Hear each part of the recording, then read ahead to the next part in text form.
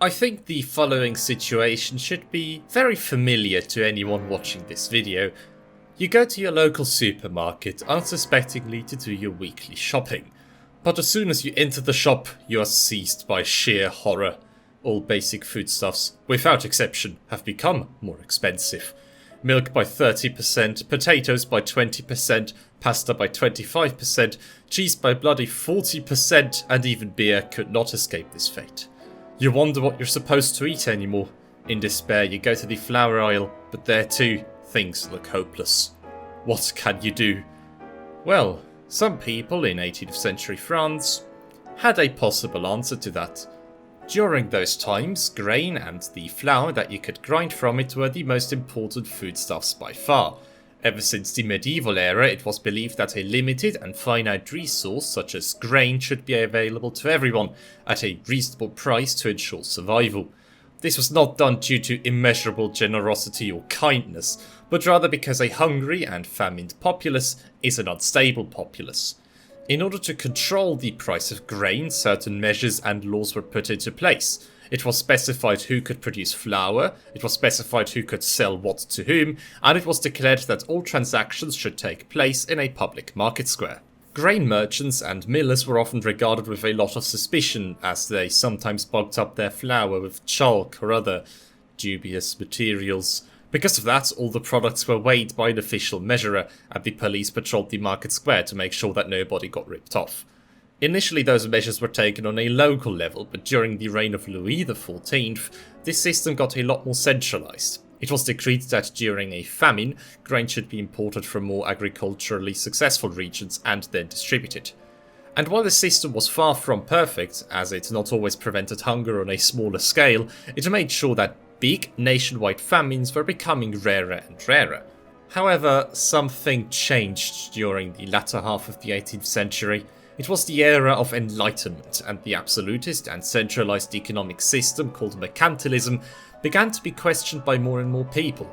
As a very quick reminder, mercantilism was a very strictly regulated form of trade, and it essentially entailed importing as few things as possible, while exporting as many things as possible in order to continuously strengthen a country's economic stance.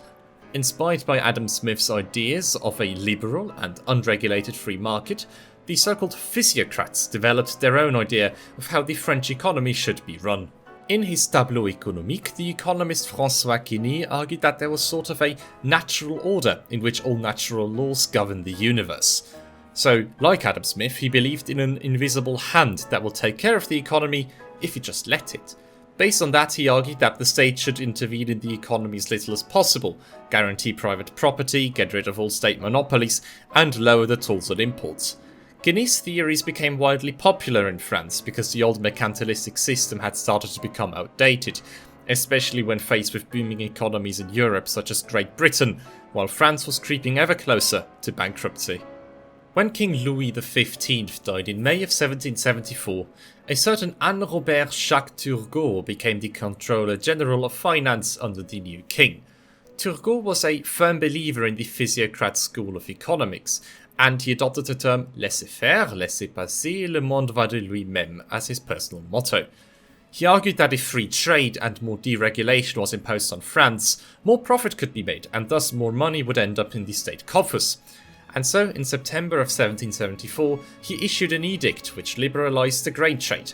It stated that everyone was allowed to sell and buy grain and flour anywhere within the kingdom, even outside the holies and markets, to store it and ship it at will, and it made it illegal to force any merchant, fermier, labourer and any other to bring grain or flour to the market, or to stop them from selling anywhere. From that point on, there was absolutely nothing standing in the way of speculating with grain. However, Turgot chose a very unfortunate time to pass his edict. The harvest of 1774 was not exactly spectacular, and not just in France, but elsewhere in Europe. On top of that, he decided to liquidate all the grain supplies that had been stored by the previous ministers. So because of that, prices were rising at a steady pace already. In spring of 1775, many people were already struggling to afford even a low amount of grain, and unrest began to spread. The first big incident happened in Reims on the 15th of March during the annual Sacre du Roi, which celebrated Louis XIV's coronation. A group of 200 angry people gathered outside the Abbey of Saint-Pierre and demanded grain. When the abbey was only able to sell that to 100 people, the others got angry and threatened to search the building. Luckily, they didn't follow up on their threat and left shortly after.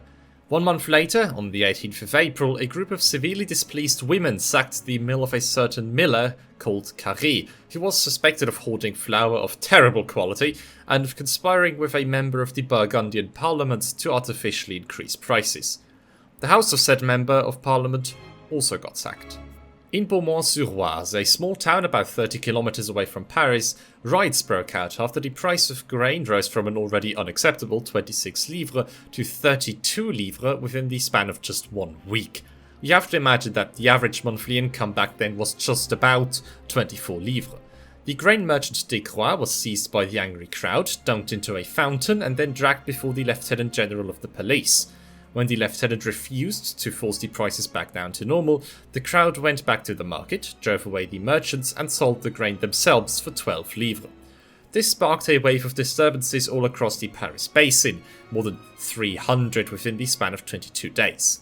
Storage rooms were sacked, bakeries were raided, grain deliveries were intercepted, and public offices were searched. What's remarkable is that for the most part, no violence was used. Most people just wanted to buy their bloody grain for a reasonable price and go back home again. We have some reports of looting and the likes, but the vast majority of people that took to the streets simply forced the merchants to sell their grain for the usual 12 livres. More radical actions were only taken when the merchants and the police refused to sell the grain at a normal price. The biggest uprising by far occurred on the 3rd of May, when people from the surrounding area marched into Paris and, upon seeing the local prices, stormed and plundered upwards of 1,300 bakeries, if we choose to believe some reports from that time. Turgot could no longer just ignore this situation and decided to take action.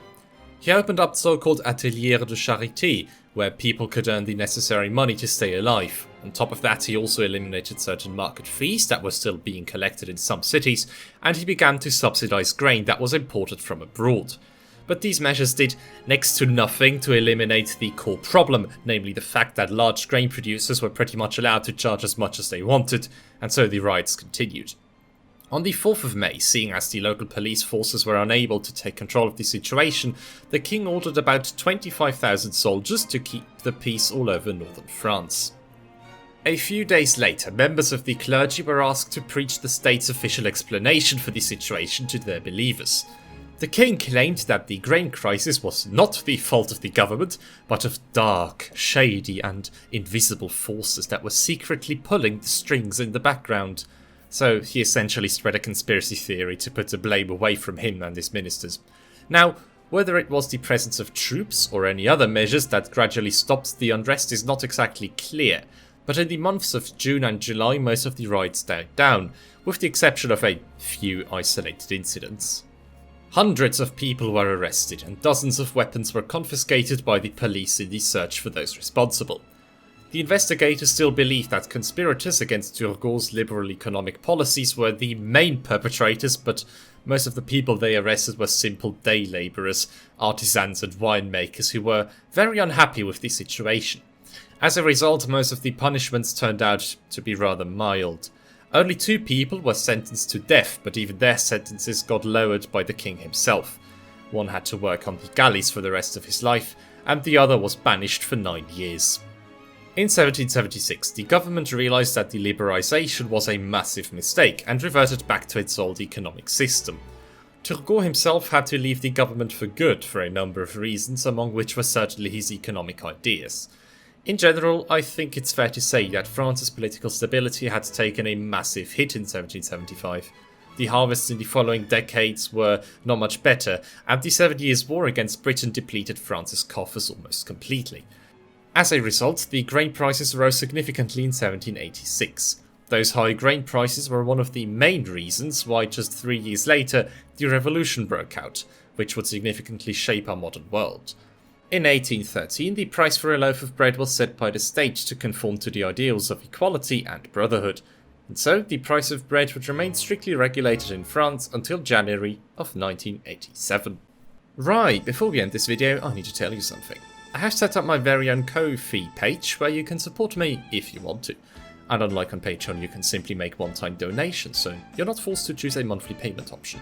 Those that do want to support me on a monthly basis will have their names read out at the end of every video, this goes without saying.